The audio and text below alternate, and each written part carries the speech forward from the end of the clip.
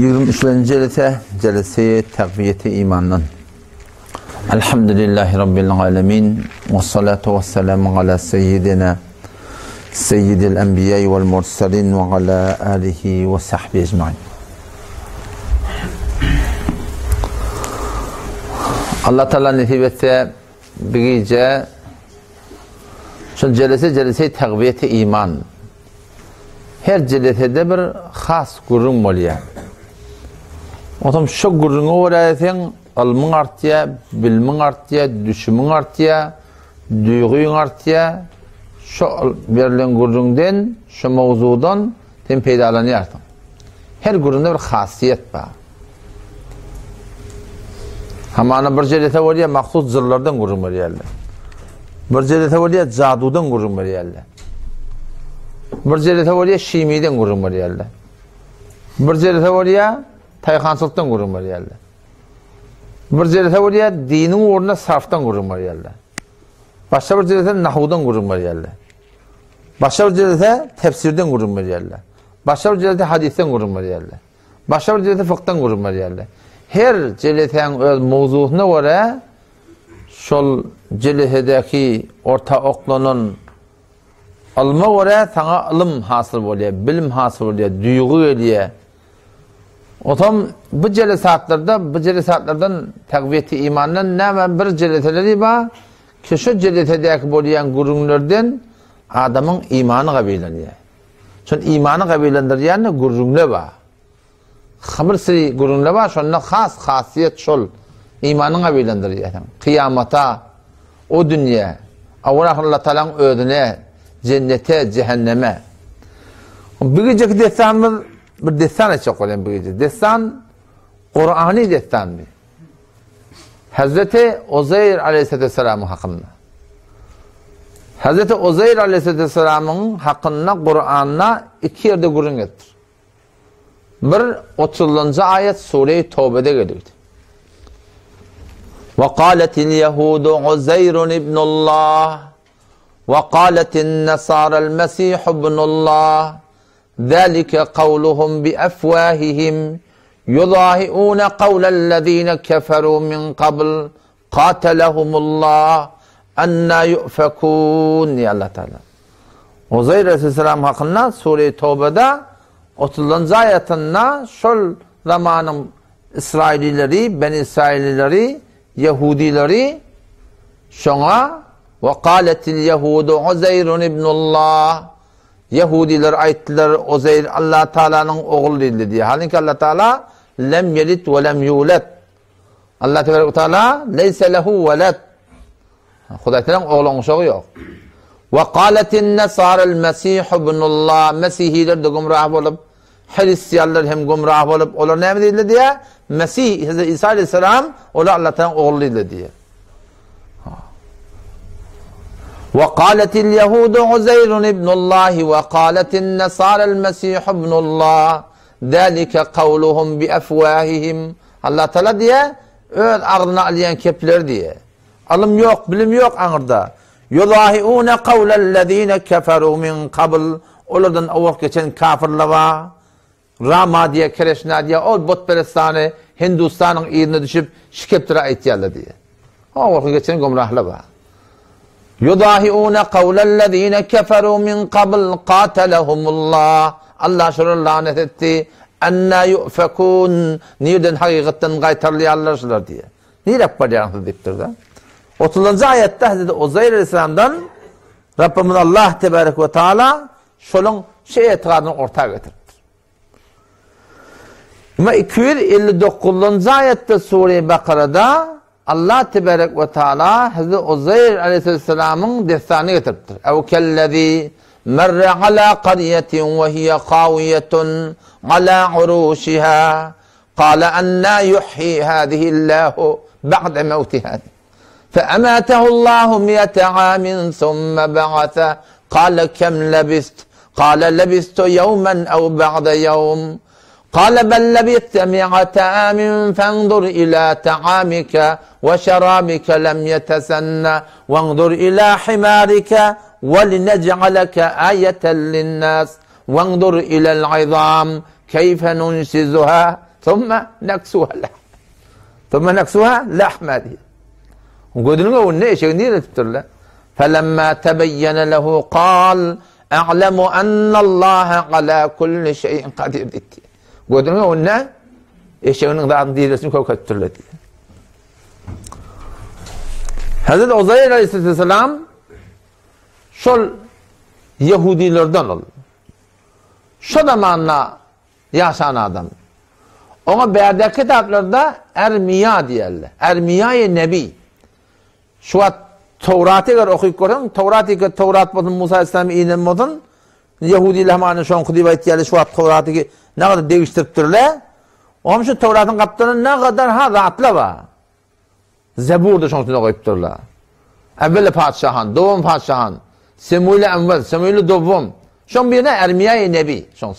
Şu Ermiya-i Nebi'den maksat kim diye? Vallahi alem aydılışından Hazreti Uzayr aleyhisselam şu diyor. Dedesinin adı Halkiyamıştık diye. Nesep taydan nesebi şu anladan Hazreti Harun aleyhisselam'a var diye diyelim de var. Benyamin Hazreti Yakup aleyhisselam doğulu var ha. Doğunu. Ona var diye diyelim de var. Muhtelif. Berekallah. Yusuf aleyhisselamın doğunu. Hazreti Benyamin. Şuna var diye diyelim de var. O zaman Ermiya-i Nebi'nin adı şu Tevrat'ta Hazreti Resul aleyhisselamın şu geçen peygamberlerin hemen peygamber keserlerine şunun bir hasırdan has ayetlerden neymiştik? Ahir zamanın peygamber gelecek. Şu Ermiya-i Nebi'de de şu peygamberimizin buğuşluğu şuna da geligil diye. Onun şu zamanlarda yaşap yakayla bir Hazreti Uzayr aleyhisselam bir dua ediptir diye. Evet münazatını ya Rabbi Allah deyiptir. Sen bedenine zulmetmeyeceğine bilen deyiptir. Sen adil sen deyiptir. Yani bir da demek mağnım satan akşı deyiptir. O da deyiptir sen bir adab iyi veren de. Adab yıl bulup kesin. Adab ot bulup kesin. Adab sil bulup kesin. Adab yırtısımı bulup kesin. Ya Rabbi Allah her birden adab indiren de şu tarzda ne kadar avuncak oğlu da ölüye deyiptir. Şolun neymi günahı var deyiptir da. Şolun neymi için şöyle adab gelmeli deyiptir diye. Şu anda şeyden Yansıylı Gülistan'da ne kadar adam ayırlı. Ya baştaki şeylerde, baştaki zelzelelerde Ya Rabbi Allah şunda neymi hikmet var? Ya Rabbi Allah ben şunu düşünmedim. Ki ne deyip Arap gelenine in heme çiğil çağa mal gara ki orada günah yok. Şöyle neyim için ayırmalı. Şöyle neyim için dünyanın gitmiyor. Şöyle Arap belenip Allah Tebarek ve Teala dua edenle Rabbim Allah Tebarek ve Teala aydılışından doğru kıssahayı gözeşte de abi aydılışından belli oluyor ki onu deyip de sen düze çık deyip durdu diyeyim. Sen düze çık tatana bir hakikati koyuk edilecek. Onun düze çık ya on bir yerde bağın kenarında bir çeşmenin kenarında oturanla o zaman ayağından karşısına da işleptir hemen. Adam da köpüne dikkaten ökçen den bırak dişene o ökçen bunu yardır köpür yanında onu. O zaman o ökçen yardır köpürtü 3-4 tane karşısına kaptanını öldürür diye. Dişten karşısına öldürüptür kaptanına 3-4 tane karşısına geliyor da hemen dişecekten oradan öldürüp köpürtür diye. Ama Allah Tebarek ve Teala ayda şekilde ne var yani mi? Şu karınsan sen öldürdün. Ol sen dişlerle direkt öldürdün. Yöne bir kaptan laf öldürür mi? Sen öldürecek gibi öldürdün hak. Bunun yine azalı etkildi diye işte. Onun azalı mukadder şu oğluncukka ölecek. Şu malgara şu oğluncuk şu repikuna masum oğluncuk var. Ola Huda Teala avval mukadder etti şu tadı ölmeli. Ola azaptan çimilinak. Ola ki dişledi. Ola ki günah kavur kerpiye. Ola şu azap şu direkt yeniptir. Olur azap direkli nabut bulunla. Hemen berdek çil çağla oğlan uşakla böyle azap direkli. Belki Huda Teala onu mukadder ettir. Şiyaçta dünyadan gitmeli deyip dedi. Bu da bir sebebi. Bu da bir bahanatı diyen yerler kurumda. Çizdirpeme diyenler. Şu form bir hikmetli o şu form bir çından düşümlü peygambermiştik diye. Onu şu zamanla tu tatim, yu tatim hava. Yu tatim diyen bir şu zamanla bir padişah yaşamıştı. Şu yu tatimin padişahlığına, şu Ben İsrail'in padişahlarından şu 4. yılına kitaplarda girişine göre şol Hazreti Uzayr Aleyhisselam'a Allah Teala'dan vahyediliptir diye. Allah'tan tarafından vahyediliptir. Keden şöyle Ben İsrail'in kavmini necat ver. Teşler peygamber, teşler necat ver, teşler davet verdik. O da bu da peygamber bulundan sonra gelip Yahudiler davet vermendir diye. Gelin Tevrat'a amel edin. Tez şeriata amel edin. Siz Allah'tan diyene amel edin. Yoksa eğer amel etmediniz, inanıkım zalim padişah, Babil'lerde zalim padişah var, Bokton Nesir diye, şöyle gelip sizin başına belavat tönkölecek, o şu doğrultusunda şöyle, sizi derbeder edip avar edecekler diye. Şey deyip de davet vermeyen durdu. Yankı yutatayım bu gurun eşitip, bundan kahar gelip, narahat bolup, bunu niye? Zınnan okluyor adam yankı. Zınnan oklandı şol, avattan sonra, anıdan Bokton Nesir, şu zaman zalim padişahların biri, şondan ne hemletti diye. Yankı Yahudi'den üstüne. Katıl, qarat. Yani Çin çağı hemmetinden yalak öldürüstürüp burada belli qalarları yankı diye suratını var akım. Ödülünü alıp diye Babil'e gitti diye. Şu Irak, Kufa, şu vakalan şu zamanla alqaytı diye. Ödülünü esir edip alqaytı diye. Onun tutatim yankını zindaniye den şol, o tabdan hükümeti dargıya, Bokton Nesir geliye, bundan çıkarıya, bunu siyidok et diye, hürmet et diye, yönü bunları esir edip diye, şu öd yurtlarının kulağını alıp gitti diye, adam yankını. On bir vaktan sonra, şu zamanın Kureş diyen padişahlarının biri, o da yank Bokton Nesir'in ortasını tönkölüp, bulan başına bir ulukan musibet bulup, Bokton Nesir'ini abud edip, sonra yankı Yahudiler ki kulağın öd yurtlarının kulağını avarı bulup, şu İran'a karşı alqayıptırlar. Şu dağda şol yankı Hazreti Ozeyr Aleyhisselam qati on yana tiyilak varmıştık. Bokton Nesir de ortaya yaptır onu. Bu Kureş diyarlarımız tiyil yaptır. Onun şunun şey taqaza et diye. Teni maslahat bilsen, tenin xaiş iltimas. Gel icazı min kavmi Yahudi. Şunlar arkideyn yamaşadan Beytül Muqaddes'e karşı indiye. Öyle ata vatanımız. Hubbul vatani minel imanlik diye. Vatanı kavurmak da imandan diye de. Yol masalyanın hiç ötü mehabbeti yüreğinden çıkanak dedim. Hem işe bağlı, eşek binen yerlen, top oynan yerlen, kavuluşmayan oynan yerlen da bitadı. Hubbul vatani minel iman diye. O zaman şöyle kullanma alqaytıya verdik. Alqaydanna şonna yankı Beytül Muqaddes'in kaptanının geçi qayt yani.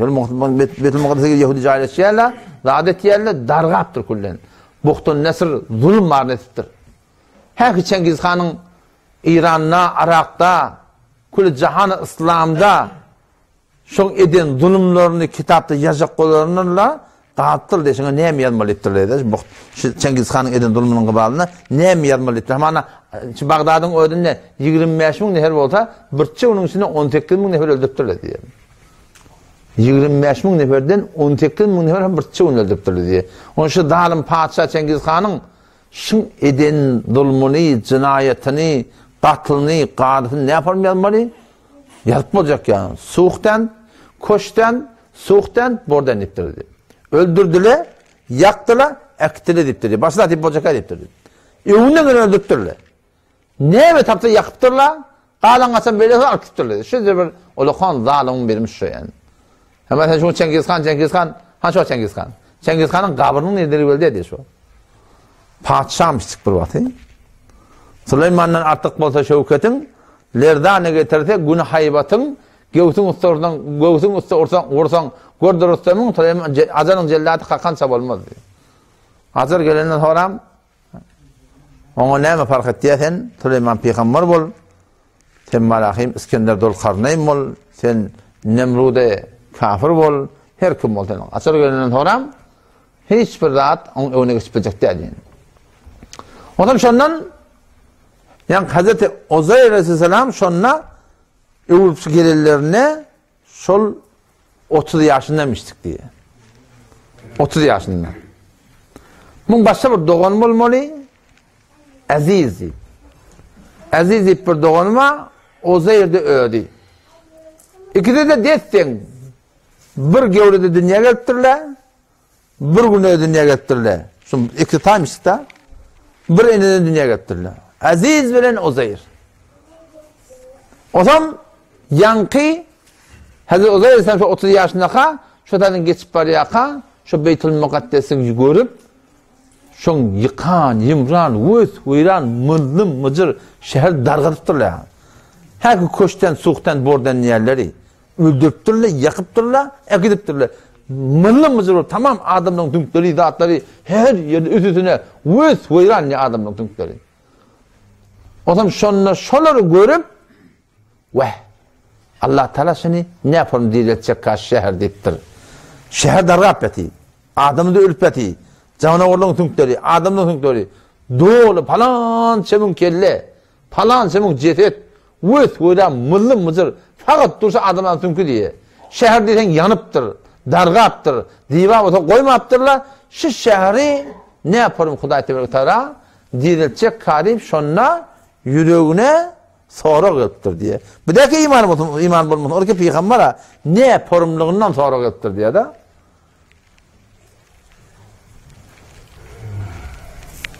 Hazreti Ukayli radıyallahu anhu şöyle Resul aleyhisselam'dan soraptır şunu. Ya Resulullah enne yuhyi hadihillahu ba'da mevtiha. Bir dereden geçip var yerler, bir tokoydan geçip var yerler şöyle kuğuri. Şu zaten cengiz kursanın karşına gittin bana. Tuğutu kuğuriptir, inciri kuğuriptir. Hem işe koyaklı duramasa kalan şudur, hem de kup kuğuri. Resul aleyhisselam bilen sahabe birlikte var yerler, ya Resulullah şu cengiri koruyor sahaba. Bağları koruyor, dağları koruyor, çöpleri koruyor, çalanları hem de ölüp yatıyorlar. Ya Resulullah enne yuhyi hadihillahu ba'da mevtiha. Ne yaparım Allah Teala şunu diyelecek diye de. Ne yaparım diyebilmesidir. Onun emam merati biwadin ya Resulullah üllükle ne yaparım diyelecek diye. O tavraman yanlıştım. Ya Resulullah Allah Teala ne yaparım üllür diyelecek diye Peygamber'e tavriye. Peygamber onun rahmaniyeti diye emam merati biwadin bir tokoydan geçmedin mi ki yap yaşıl khadra akgul kızılgul hem de yap yaşıl. Toram nemet ya güdügü diye dargaya. Toram yamasadan yar gelin yamasan gör diye. Aya şeyde bir tokoydan geçmedin kup kurip batanmasın. Yine yar gelinne hem mecekleri yap yaşıl var diye. Şeyde bırak görmedin mi gördüm ya Resulullah. Onu kedalike yuhyillahul mevtedid. Aynı şu form Allah Teala ölür diyelecektik. Yani şu form şu atı gözüne koyuyorlar. Her yılda Allah Teala aracığı yağdın bunu otlar diye, karakallar diye, çayırlar diye, çıratarlar diye, tuğutlar diye. Hem delil ne demek ki Allah Teala bilir hem o kedalike tokracun. Ey ölüp beten yerin diyelecek siz de şu form gördün koparlarsınız diye Huday Teala. Hangi satacak ayağına aşağı koyarsan öyle namel yani. Kıyamata ananmaklık, ölümden diyelim ananmaklık hemişe ihtilafıymıştık adamdan ağırını. Onun yanında da bottur, onun yanında da bottur. Her zaman da bottur yani. Ve yekulûne metâ hâdel va'du in kuntum sâdikîn ve yekulûne ayetler kafirler metâ hâdel va'du şu kıyamet diyersiniz, kabir diyersiniz, o dünya diyersiniz. Ve yekulûne metâ hâdel va'du in kuntum sâdikîn ayetyanızın olsa haçan şu kıyamet Allah Tebarek ve Teala ayetçan diye kul ayet ey Muhammed Mustafa innemel ilmu indallah kıyametin haçan mozaklığının almi Allah Teala'nın yanına yönemin Muhammed Mustafa kim ve innema ana nadirun mubin min aşkar korku diyen min fakat ayetyan diyen kabul eden eder etmedik etmer hemişe şuna kınna adamlarına ihtilaf varmıştır. Öylenden sonra diyebilmek hak diye de varmıştık. Öylenden sonra diyebilmektik yok diye de varmıştık yani. Tamam peygamberden de bir davetine emecen söylemiştik. Kıyamet öylenden diyebilmeli. Çünkü bir etikat adamda bolsa, şu duygun doğrulansa, sen kull zindigini şu var ahim hareket okluyor. Sen kull zindigini sal, yani yalkım salıyor. Sen kull yaşayışına şu ne diyesin? Duyguna fikretçine, gözleyen dadına, eşleyen dadına, iyiyen dadına, etiyen mamulana, hem dadına ne diye yalkım salıyor, fark etti diye. Ne demek? Ölümden doğru diyelecek. Öyle kamur görünür. En Hazreti Uzeyr Aleyhisselam şunla şotadan geçip var ya. Ev kellezî merra alâ qariyetin ve hiye khâviyetun alâ urûşihâ. Ev kellezî ey Muhammed Mustafa ey Kur'an okuyan adam ayak olup adamın destanına geldi mi? Ev kellezî merra alâ qariyetin ki bir şehirden geçti. Hayır şehir şu Beytül Mukaddes'ten. Ve hiye khâviyetun alâ urûşihâ. Tamam bağımları, rahatları, vesveyran hemmecek şeyle kırdım muhabbetiydi. Hazreti Uzayr Aleyhisselam şondan daraptan şehri görüp, cesetleri görüp, tünkleri görüp, "Qala anna yuhyi hadihillahu ba'de mevtiha." Aytdı diye Hazreti Uzayr Aleyhisselam, "Anna yuhyi hadihillah." Ne yaparım Allah Teala şu ölüp biten şehri, o ölüp biten adamlar şonsun ne yaparım Allah Teala şu ölüp biten şehri diretecek diye. Sonra öyle diye. Ne yaparım diretecek diye. Kağıtta da adamı sonra geliyor. Yüreğine gümen yediyor kağıtı. Kağıt oturan da yüreğine kıyamet ne yaparım karşı? Cennet bağım karşı? Cehennem bağım karşı? O dünya nezre karşı? Yüreğine gümen yediyor. Yüreğine şek gelmekliği vesvese olmaklıkta yani. Ol ihtiyar bolmanlığa adamdan günahkarçılığı yok. Sahabalar da şopar boliyarlamıştık yani. Sahabalar da yüreklerini vesvese boliyarlamıştık. Sahabe geliyor ne diye Resulullah diye iman ştada diye. Dilim la ilahe illallah Muhammed Resulullah diye. Dilim amentu billahi ve melaiketihi ve kutubihi ve rusulihi vel yevmil ahir vel kaderi hayrihi ve şerrihi min Allah Teala vel ba'ti ba'del mevt. Ya Resulullah dilim aytiya diye. Yani yürek inkar edildi diye. Yüreğim kabul edildi. Peygamber Aleyhisselam dedi elhamdülillahillezî radde emrahu ilel vesvese. Şükür Allah'a keşi fakat vesvese oldu dedi. Yüreğin her nemi vesvese olan bilen o tada diline almadan onda günahkarçılık yok yani. Yürekten kastetmeden onda bir günahkarçılık yok yani. Vesvese oluyor. Nimetme sonra Peygamber aydıptır sonra yaptı. Eûzu billahi mineşşeytanirracim deyip sol tarafa üst tarafı tükürmelidir. Şeytan hemişe şimdi yalak vesveseleri adamları etiyor yani. Yüreğine bir nur geliptir, bir nur düşüptür. Şeytan seni şu zatlar dedikli var rahim vesvese etiyor yani. O zatlar imanı tertat değil. O zatlar bağdatta. Peki imanlı adamlar da bağlı. Ne var? Peygamber soraptı. Kale anna yuhyi hadihillahu ba'de mevtiha. Ne yaparım Allah tebarek ve teala şu ölüp yatan yeri ne yaparım diletecek. Ölüp yatan şehre hava. Ne yaparım diletecek. Sonra gelipti nezirliğinden imanı mı bozacak ona. Ne yaparım diyelim karşı. فَأَمَاتَهُ اللّٰهُ مِيَةَ عَامٍ ثُمَّ بَعَثَ. Allah tebarek ve teala Hazreti Uzayr Aleyhisselam'ı فَأَمَاتَهُ اللّٰهُ Allah Teala onu öldürdü. Ne kadar? 100 am 100 yıldı. Anında geliyormuştuk. Eşediğine minut geliyor. Yani engur var şekildi, incir var şekildi, su var şekildi. Yani tamamlamıştık. O zaman sonunda yani kefe aydıp da bağın kenarına geliyor. Eşedinin danyada öyle şu tada kıyışarıya. Şu kıyışarın şu ne oluyor? فَاَمَاتَهُ اللّٰهُ Allah Teala'sını öldürdü diye ne kadar? 100 am 100 yıl diye. Ashab-ı Kahf'ın filmini verecektirler biliyor musun? Onu şöyle biliyor musun? Vakti Huday Teyze'nin oyundur onunla hem millet öğüt otturur, padişah öğüt otturur, yurt öğüt otturur, şehir öğüt otturur. Şu tamamen şu yol muhayyar şeylerin yakınında var ya, bir de öyle oynanan yerler mi de açtı biliyor musun? Şu vakti durup pıtateniyle gitti yana. Üç yaptır kullen. Hıyavan çekip durdu, divar çekip durdu, öğüt alıp durdu. Kullen park etti yani. Ama dedim oynanan yerler yatan marta da boşladı. 100 yıl geçen ne yapmalı biliyor musun? 100 yıl geçiptir diye hem millet üç yaptır diye. فَاَمَاتَهُ اللّٰهُ مِيَةَ عَامٍ Allah Teala onu öldürdü diye 100 yıl öldürdü diye. ثُمَّ بَعَثَ Ondan sonra da diretti diye. Sahih sağlam taklaptır. Hiç zaten haberi yok. Tümlük Allah'tan emri olup da şurada hiç kim gelin hatta yok diye. Hiç kim şunu görmeyip de yüdüğünün içinde. Allah'a irade etmede hiç de bozacak tahtı yok yani. Allah'a irade etmede gözün görmeye.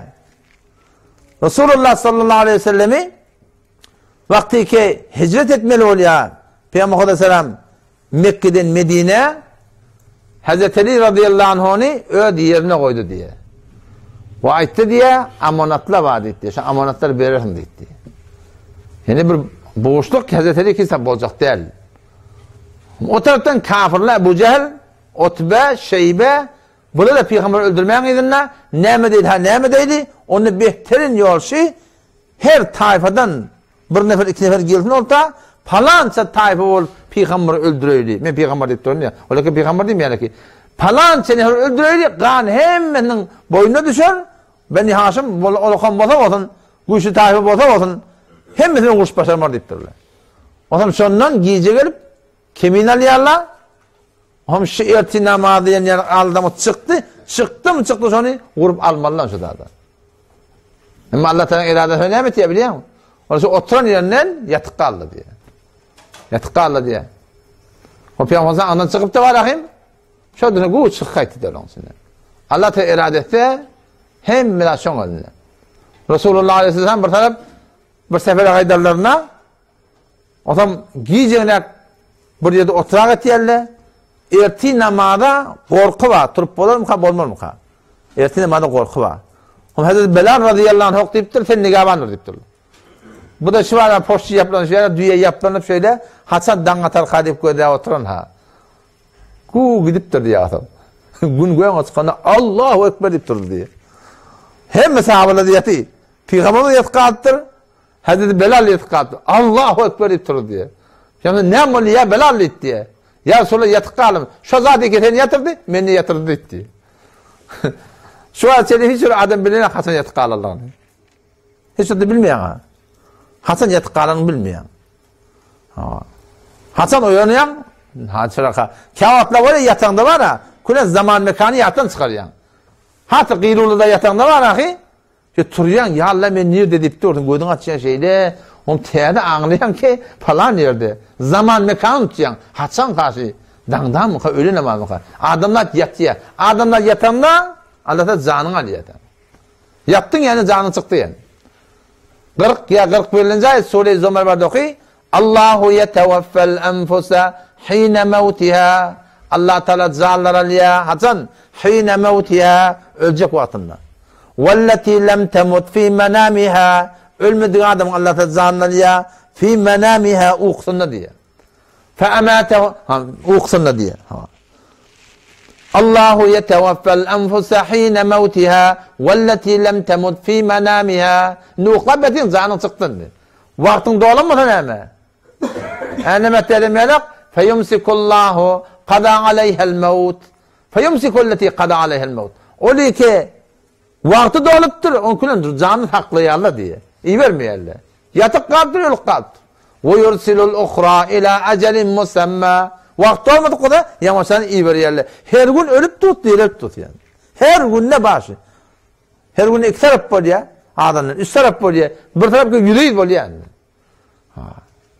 Allah'ta dört zalimde alıp da biliyor. Koyuk edip de ki ölümden sonra dirilecek.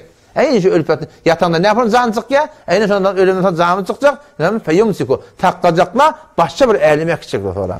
Hazreti Uzayr Aleyhisselam işte fe'emetehullah yatırdı değil mi ya Huday Teala? Öldürüp duruşan kullen. Thumme ba'ase onu diletti diye. Kale kem lebist ey Uzayr.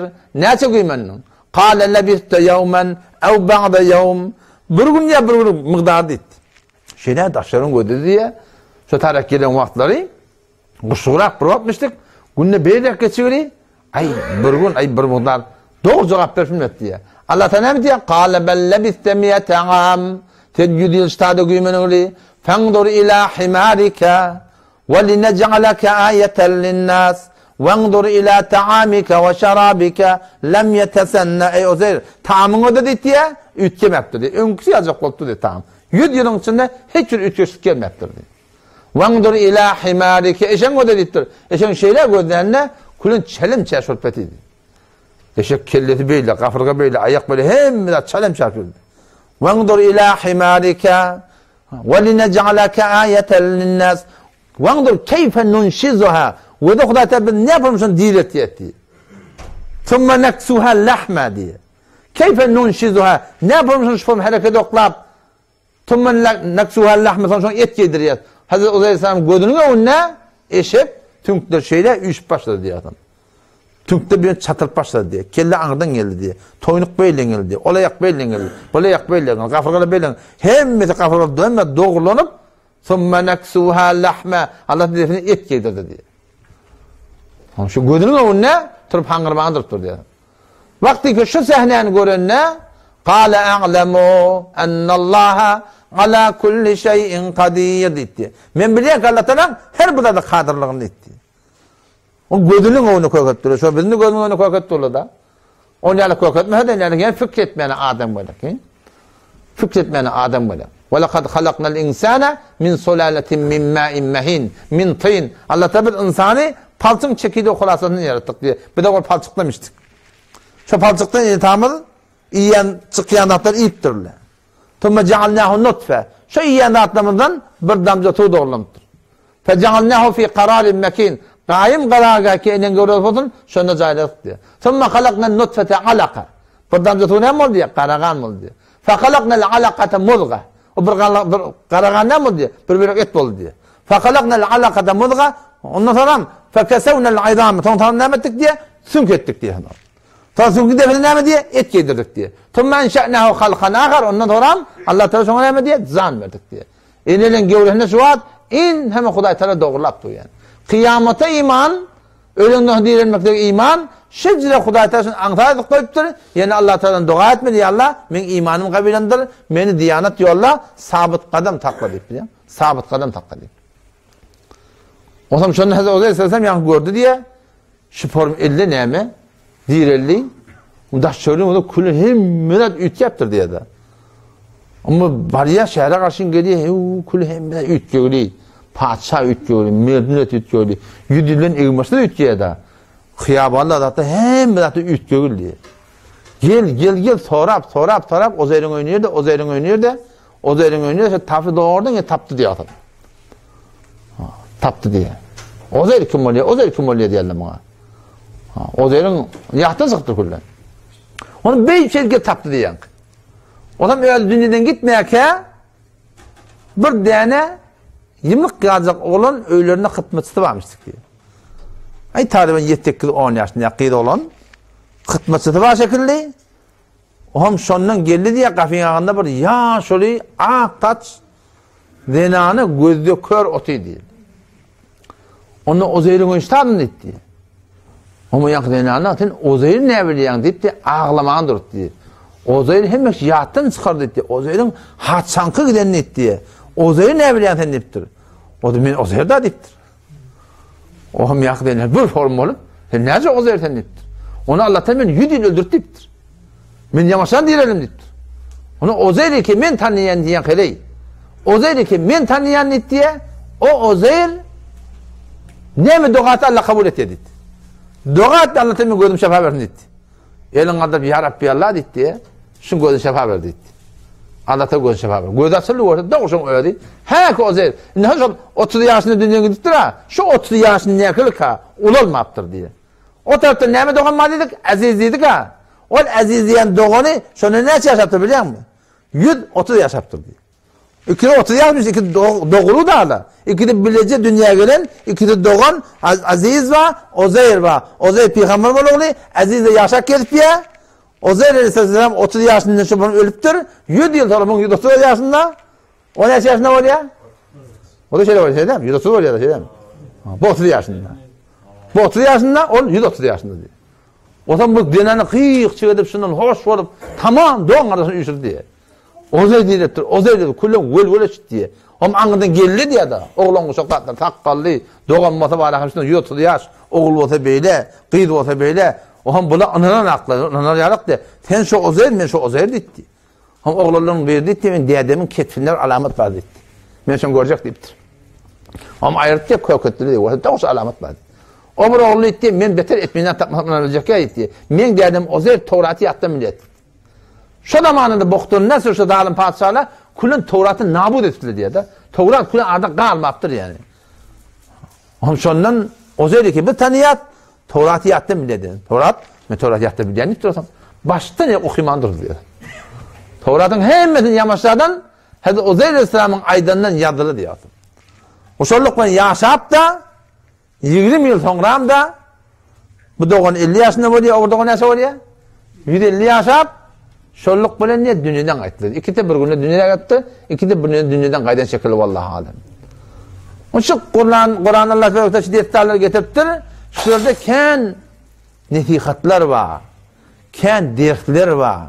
Ken pentler var. Yani ne o da ülpeten peygamber fe amatullah miyet'am. 100 yıl ülpeti hiç kim teorinin baranağı yok. Taş teorinin haber var mı? Ne öyle istmiyor, öyleyse kabrın yakınına kurdum. Bunun yanına adam baranağı yok. İşte hiç kim varmaktır. Yatan adam oldu. Hey falani şeyle yatı harip bir obada bir gol olur da bir şeyden. Hiçbir adam varmaktır şurada. Şurada peygamber şey. 100 yıl ölüp yatı. Daştığın yer, yurt falan hem de abad bottur. Allah Türkmenlerin aşağı pençemen zımmoda geliyen moda şöyle gelmeliler şu şeyde değil mi şu? Aylanıp bilen moda kapıyı anlayı, bana bu doğa diye mabasa deyip. Ya ölen adam insanlardan haber olayan moda. Şu dünyanın yağdayından bizim gelip bir haber olayan moda, yine şu peygamber da şu Huday taşın Kur'an'ına getiriptir. Ne öyle istiyor, kabrın yakınının kurunda. Öyle şu daştan çağırıyor falan yetişe oluyor. O ki kullun hurafat yani. Ola Huday taşın has sıfatı akiden mahluğa veriyorsun biliyor musun?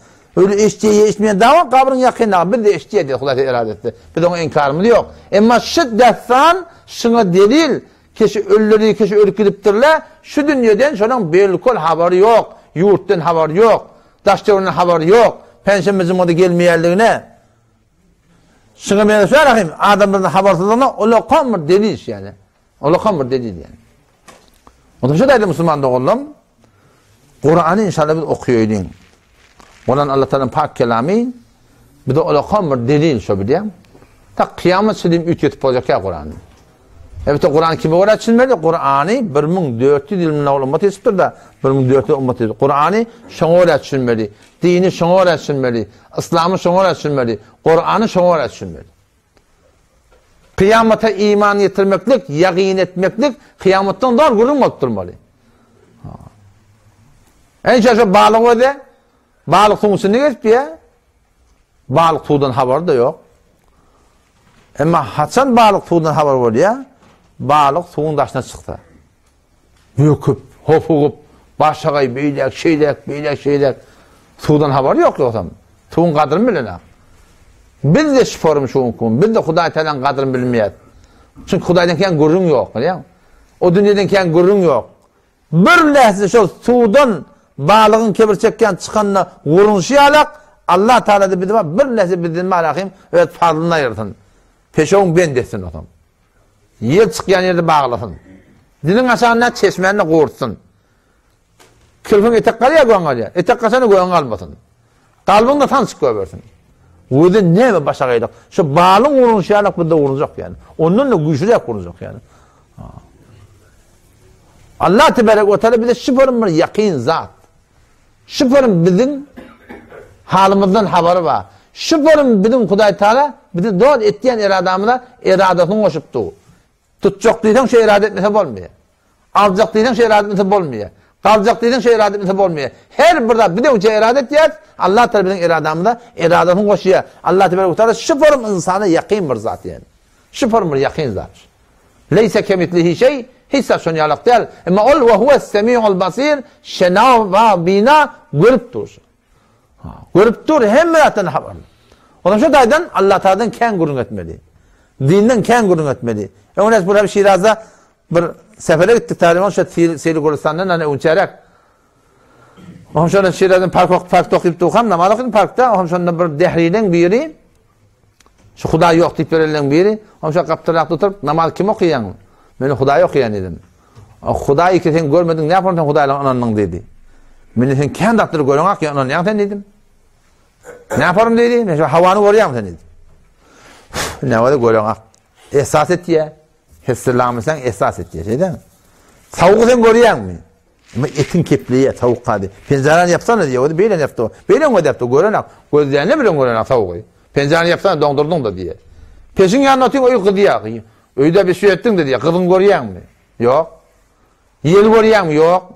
Ağzımanı görüyorsun mu? Yok. Doymanı görüyorsun mu? Yok. Ben dedim Huday'ı da görsem oraya Huday'ı kalbin ihsas etmeli. Allah Teala'nın bağlığını haçan şu kalp arasalansa da yöne. Kalbin Huday'dan köpten köp Huday yatladan Huday'dan köpten Huday'dan diyene öyle bozsan Allah Teala'dan ken gurrun etsen şun fazlından ken aytsan şun nummatından ken aytsan aydı versen yüreğin arasına niye? Yüreğin ihsas et diye. En işi gıdığını ihsas etsin yalak, soğuğu ihsas etsin yalak Allah Teala biz bayit ihsas etmeli. Kalbimiz bilen şun bağlığını, şun huzurunu, şun meneviyetini var sen ihsas edip başlayacaksın. Haçan yürek arasına yönde. Yürekte kine olmasa, kuduret olmasa, makam kahip olmasa, şöhret telemi olmasa, görepçilik olmasa, yamanlık olmasa, arasında yürek olsa yürek ihsas et ya Huday Teala'nı. Adam şu yürek arasalanacak bolsa, Peygamber Aleyhisselam diye de inne fil cesedi lemudga. Adamdan cesedinde diye bir bölük et var diye. Eğer şu sağlam olsa diye, şu bölük et doğrulansa diye, kullul ceset, hemme ceset diye arasalanacak deyiptir. Yani göz doğrulanacak, dil doğrulanacak, kulak doğrulanacak, yani Hudaya öyle olacak.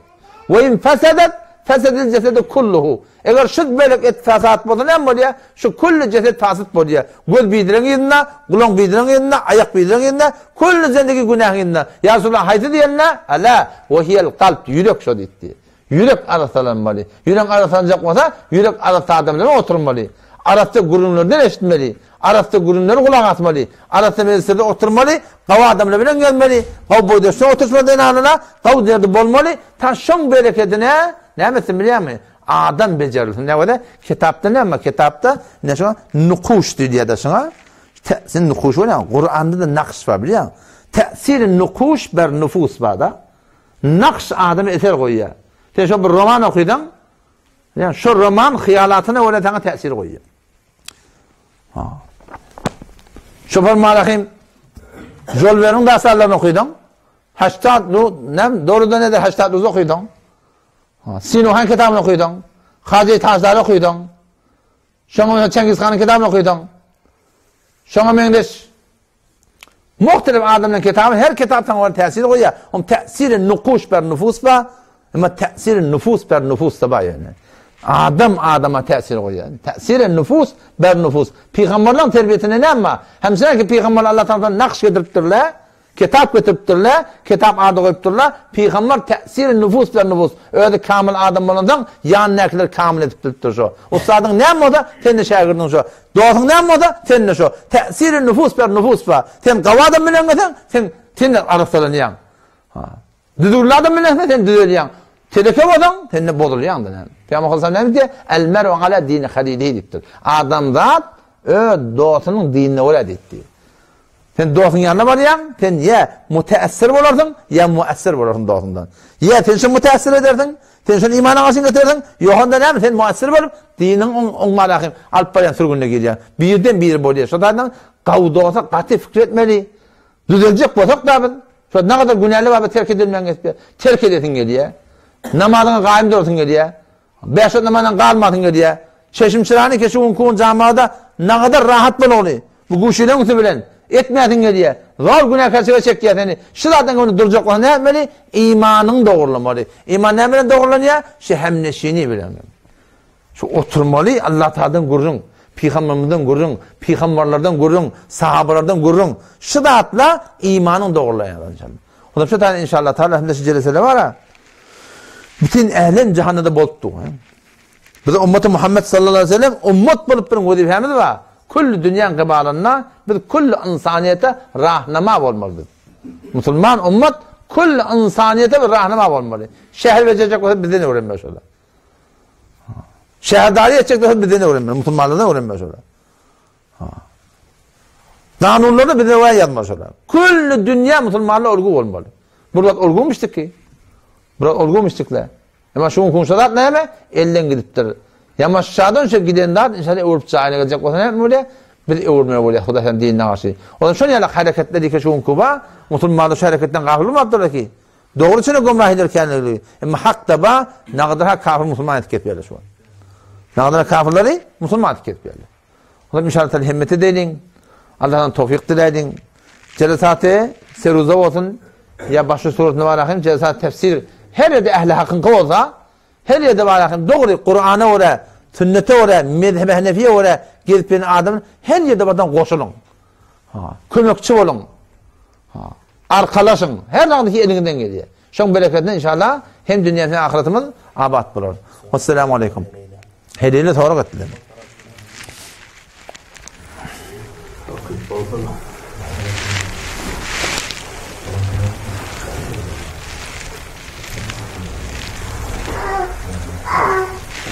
Bir soru şu da ki adam qo'sluq açıp boluyor. Qo'sluq açıp boluyor. Sana behar nehvi dişinde yatıp turgan qo'sluq açıp boluyor. Ya şeriatın icade veren tertemiz qo'sluq açıp boluyor. Yemek, içmek zat qavsi neme? Her vaqtda bir adam qo'sluq açıp bolanda qavsi gidip qo'st edip, zat edip gelip iyi bitsin. On başarmayami gitsin ayak kola gitsin dehet kılsın. Qavdan qavtu adanı. On başarmayami berde van ahmak dehet kılsın. On başarmayami adacana nemetin elin yuğsun. Elin yuğman ki ip olmaydı. Açıkın der kul qavdan qavut sol yöne inin haram elin yuğ akamsak iyi vermeli. Hiç günah yok. Oğlanın sonra tüyt de verecek olan yankı tertip. Şu doğrultusunda etsen qavu etmenin önüne inin haram ene oğlanını tüyt verecek olsa hiç müşkülü yok. Beramalı.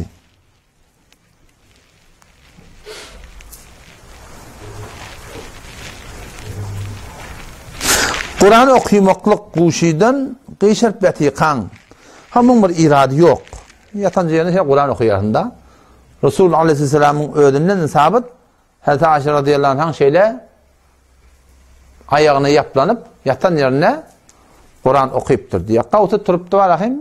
Edebi dadır ayet etmekten okuydan da cavazı var. Bir müşkül yok. Yani o zaten adet edilmeli de ödüne. Adet edilmeli.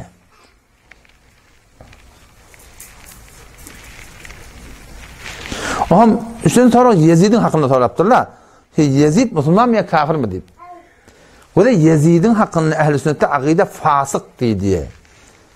Fasık yani Allah'tan aydanın çıkan. Kafir değil mi? Ne mi deyip? Çünkü İmam Gazali rahmetullahi aleyh Kimya-i Saadetinde İmam Gazali 505. yıl dünyadan gidenden. Yani 1000 yıldan mı ne geçiptir da? Şu Kimya-i Saadet'i ne mi diye? Şu Yezid'in hakkındaki Hazreti Hüseyin radıyallahu anh öldürdüler de şunu öldürdüydü mi? Destur verdi mi? Ya radıydı mi? Ya öldürmediydi mi? Belli diye. Şu zamanı belli diye koyuptur. Ona ehl-i sünnette bir kaide var da barışı öldüremezsin diye şunu. Öldür, radi bulamazsın diyorlar. Yine sonra tövbe edip metnetin bir de belli diye. O şu tane ehl-i sünnet boyunca Yezid'e fasık diye. O hiç yokta bir ehl-i sünnetin arasında kabili ihtiram adam değil yani. Öyle tadakı vermeklik kavdat. Yani öyle toy tutmalı diye kitap. Kitap öyle tadakı vermeli diye. Öyle kitap ziyafet toy tutmalı diye. Ziyafet diyorlar ne mi? Onu bunu çağırıp öyle tadakı verecek demek. Kitap sana ziyafet toy diye. Senin adam tadakı tak yani. Kitabı oraya olmalı. Şunu doğru değil. Tadakı verecek mi? Yetim mi? Yetir mi? Ne muhtaç adamlar var? Tuğdan, yağdan, roptan ne mi versen atıp vermeli. Ama adamları şöyle çağırdan men 40'ında çağırmak 2-10 ne fark etti? Yani adam çağırdın da. 38'inde olsun, 45'inde olsun, değil mi? 105'inde olsun. Zaten adamları çağırıp getirdin, şuna diyorlar ziyafet. Ben sadaka diyen kitap ziyafet diye. Şu doğru diye olsam. Her hafta bir tertip var da şeyden. Şu namaz okuyan ben de İksarab alkam okuydu her rekatta. Her akundan sonra yamaşadın okuymalı diye. Ben ne ettim? İksarab alkam okuydu bir alkamın yerine. Peygamber'e öyle namaz okuyup diye. Sadaka verecek mi öyle? Peygamber'e öyle vermeli. Peygamber'in desturi ölünçünün böyle bir tertip değil yani. Hatta Hazreti Ömer radıyallahu anh'ın soraptı. Hazreti Ömer radıyallahu anh Cerir bin Abdullah diye bir sahaba şu Kufa'da valiymiştik da başlıkmıştık. O zaman sonra ya Hazreti Cerir Kufa'ya diye o zaman Kufa'dan sonra yağda ineceğiz diye. Ölü ne? Hel yestemi'unen nas. Ondan sonra oraya şu Novhakhani varmış da diye. Bir ölüne yüzbaşına vurup rahat etmek haram da şeyde burada yapmam onu yok. Ona hel yestemi'unen nas ve yut'imun et-ta'am adamların ölüne adamların üsüp taam verirler mi? Onu ya'milun bak zaliken Novhakhani dedi diye. Şimdi Novhakhani dedi diye biliyor musun?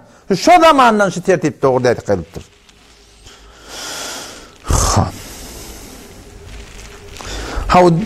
Yürek havlıkma, yürek her kişi tepesi var da biliyor musun? Yürek havlıkmanın bir nuskası var. Yürek havlıkmaklıkta bir nuska var. Hasbunallahu ve ni'mel vekil demeli. Allah bize kafi, behterin de iş doğrulayan şu. Hasbunallahu ve ni'mel vekil. Şu gelip yakan, düşünüp çık. Hasbunallahu ve ni'mel vekil. Ama yürek tepesi var da, yürek var rahim, dürüskün vuruya. Onunla bir tecrübi emel, dini emelle, tecrübi. Dilin kentliğini yapsırıyan, dilin kıymetmeyen kalbin mi Allah diye. O şu Allah diye ne yapar adam? Şu kalp bihtirin pompaj et diye kanı. Pıtırık böyle diye de. Ama hemen bir dehsisi o da yarım metre o da var. 3-4'ünden bir onu göveriyen bunları. Onun yüreğin var şey kalbin var der çıkan haştap durammadan kalbinden zerebanı kalbin katı vuruyan olsa kentliğini defeni yapsırıp kalbin mi Allah demeklik şu kan tesiri var. Men doktorlarıma bir bar da adı tutturmayın. Kalinçiklerden. Ham şol bunu yürügönü gördüm. Gülen ne mi oldu sana? Onun kalbimi öğrettirdim dedi. Kan yetenek dedi. Doğru yağdayım. Ondan sonra büyürdüm ben. Sonra açılıp gideceğim yürügönü. Ha şu beter kavdat yani. Ol zat bahalatmakның hakkında hamana meşruat bana şu kitaplar alıp durun. Avval bunu 15'ten, ben 25'ten, 35'ten. O teberrüm oldu, bahatılık geldi, indi bu oldu 55.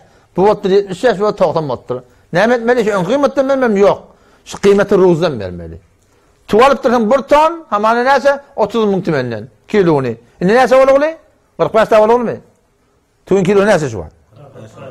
Ne son kıymeti ruz, şu kıymeti ruzdan tatmalı yani. Şu suratından.